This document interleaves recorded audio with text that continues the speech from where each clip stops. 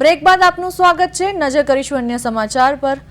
અમદાવાદના શાસ્ત્રીનગર 4 રસ્તા નજીક સાઉથ ડોસાની ગલીમાં સામે આજે બપોરે અંદાજે 2:30 વાગ્યે ડીપીએસ સ્કૂલ બસ અને એક્ટિવા વચ્ચે ગંભીર અકસ્માત સર્જાયો હતો।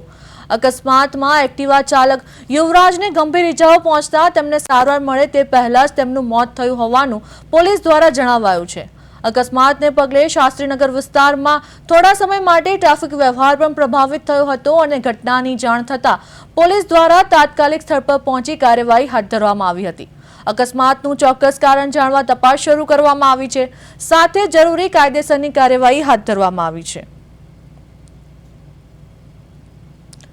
અમદાવાદના શાસ્ત્રીનગર વિસ્તારમાં અકસ્માત સર્જાયો।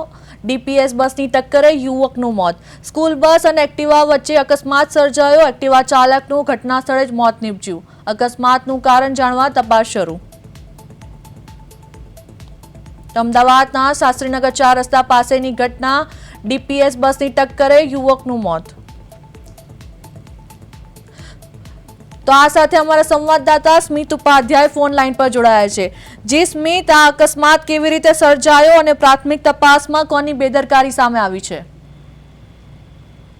જી એસી વાત કરીએ તો શુક્રવારે બપોરે 2:30 વાગ્યાની આસપાસ જે અમદાવાદના શાસ્ત્રીનગર જે ટર્ન લઈને જે જઈ રહેલી જે ડીપીએસની સ્કૂલની જે બસ હતી તે ઘૂસી જતા મોપેડ ચાલક જે જઈ રહ્યો હતો તેની ટર્ન લેતો હતો ને જે લેફ્ટ સાઈડ જ્યારે બસ ચાલક જે છે ત્યારે લેફ્ટ સાઈડ વાળે છે ત્યારે જે યુવક જે હોય છે તેને આખો કચડી નાખે છે। ત્યારબાદ જે બસ ચાલક છે તે બે વખત જે છે તેનું જે બે ટાયર જે પડ્યા હોય છે તે આખા માણસ ઉપર જે થઈને પ્રસરી જાય છે। ત્યારબાદ જે છે ત્યારે ડ્રાઈવરને જયારે ખ્યાલ આવે છે કે એક માણસ જે છે પાછળ ટાયરમાં આવી ગયું, ત્યારબાદ તે ડ્રાઈવર ઉતરીને ચેક કરે છે।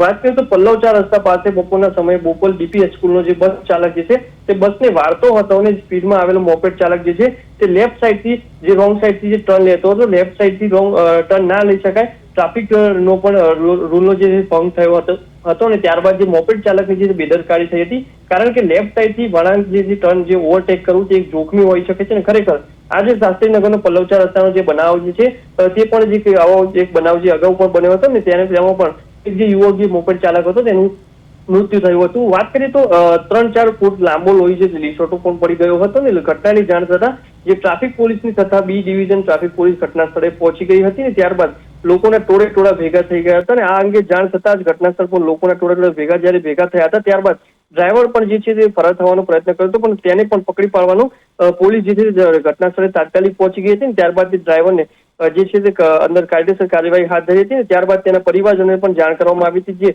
મોપેડ ચાલક હતો તેને લાશને જે છે તેને પીએમ માટે પણ ખસેડવામાં આવી છે। જી સ્મિત, સમગ્ર માહિતી આપવા બદલ આપનો આભાર।